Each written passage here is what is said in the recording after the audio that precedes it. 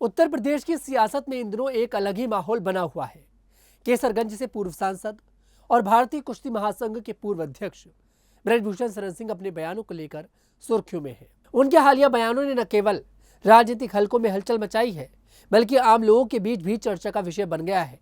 खासकर तब जब उन्होंने समाजवादी पार्टी के राष्ट्रीय अध्यक्ष अखिलेश यादव की तारीफ की और उन्हें धार्मिक व्यक्ति बताया, तो सियासी गलियारों में यह सवाल उठने लगा कि क्या ब्रजभूषण शरण सिंह भारतीय जनता पार्टी से दूरी बनाकर सपा की ओर झुक रहे हैं।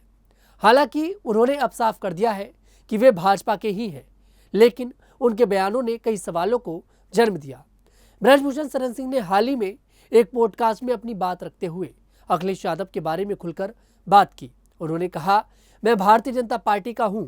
अखिलेश यादव को आप मेरा छोटा भाई कह सकते हैं, नेताजी के बेटे के रूप में देख सकते हैं या किसी भी रूप में ले सकते हैं। उन्होंने यह भी जोड़ा कि वे किसी भी नेता की व्यक्तिगत आलोचना नहीं करते, बल्कि सिर्फ मुद्दों पर अपनी राय रखते हैं। यह बयान उनके उस अंदाज को दर्शाता है जिसमें वे अपनी बात को स्पष्ट और बेबाकी से रखते हैं, लेकिन साथ ही सियासी संतुलन भी बनाए रखते हैं।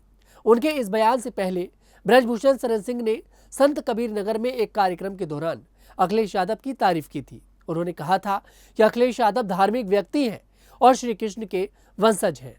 उन्होंने यह भी कहा कि अखिलेश यादव ने इटावा में एक भव्य मंदिर बनवाया जो उनकी धार्मिकता का प्रतीक है।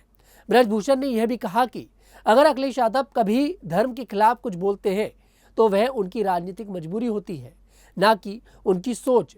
इस बयान ने राजनीतिक गलियारों में तहलका मचा दिया, क्योंकि यह आमतौर पर देखने को नहीं मिलता है कि एक पार्टी का नेता इतनी खुलकर विपक्षी नेता की तारीफ करे। इसके बाद यह अटकलें तेज हो गई कि शायद ब्रजभूषण सपा की ओर रुख कर सकते हैं, खासकर जब 2024 के लोकसभा चुनाव में भाजपा ने उनका टिकट काटकर उनके बेटे करण भूषण को केसरगंज से उम्मीदवार बनाया था। तब भी ऐसी चर्चाएं थीं। हालांकि ब्रजभूषण ने इन अटकलों को खारिज करते हुए स्पष्ट किया कि वे भाजपा के प्रति वफादार हैं। उन्होंने कहा कि उनकी अखिलेश यादव के प्रति सकारात्मक टिप्पणी का मतलब पार्टी बदलना नहीं है, बल्कि यह उनकी व्यक्तिगत सोच और रिश्तों का हिस्सा है। ब्रजभूषण ने उत्तर प्रदेश के मुख्यमंत्री योगी आदित्यनाथ के साथ अपने रिश्तों को लेकर भी खुलकर बात की। उन्होंने कहा कि उनका योगी जी के साथ रिश्ता औपचारिक नहीं बल्कि आत्मीय है। उन्होंने एक पुराना किस्सा साझा करते हुए बताया कि योगी जी जब उनके लिए खाना लाते थे तो खुद तब तक नहीं खाते थे जब तक ब्रजभूषण ना खा ले। यह किस्सा उनके पुराने और गहरे रिश्तों की झलक देता है। हालांकि 2019 के लोकसभा चुनाव के बाद दोनों को किसी मंच पर एक साथ नहीं देखा गया। जनवरी 2022 में ब्रजभूषण ने अपने जन्मदिन पर योगी जी को आमंत्रित करने के लिए उनके आवास पर मुलाकात की, लेकिन मुख्यमंत्री उस कार्यक्रम में शामिल नहीं हुए। इसके बाद 14 अक्टूबर 2022 को जब ब्रजभूषण के घर में बाढ़ का पानी घुस गया था, तब उन्होंने योगी सरकार की खुलकर आलोचना की थी। इन घटनाओं के कारण उनके और योगी जी के बीच रिश्तों में ठंडापन होने की बात कही गई थी, लेकिन अब ब्रजभूषण ने साफ किया है कि उनके रिश्ते पहले जैसे ही हैं और कोई मनमुटाव नहीं है। उन्होंने कहा, योगी जी मुख्यमंत्री हैं, आदरणीय हैं और समय आने पर हम फिर से साथ दिखेंगे। यह बयान न केवल उनके और योगी जी के बीच रिश्तों को स्पष्ट करता है, बल्कि यह भी दर्शाता है कि ब्रजभूषण अपनी सियासी जमीन को मजबूत रखने में माहिर है। ब्रजभूषण शरण सिंह का सियासी सफर हमेशा से चर्चा में रहा। गोंडा, बलरामपुर और बहराइच जैसे पूर्वी उत्तर प्रदेश के क्षेत्रों में उनकी राजपूत बिरादरी और समर्थकों का मजबूत जनाधार है।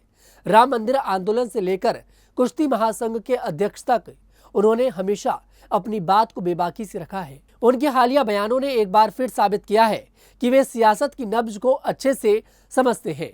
चाहे अखिलेश यादव की तारीफ हो या योगी जी के साथ रिश्तों की बात, ब्रजभूषण हर बार सुर्खियां बटोरने में कामयाब रहते हैं।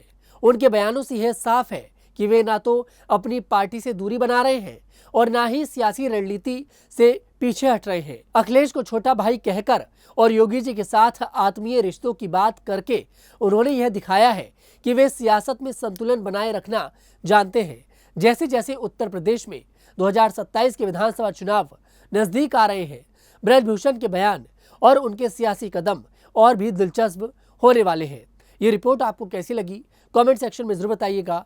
मैं तनुज दीक्षित फिर आपसे मुलाकात करूंगा, तब तक के लिए हमारे साथ देखते रहे द न्यूज़ 15 यूपी।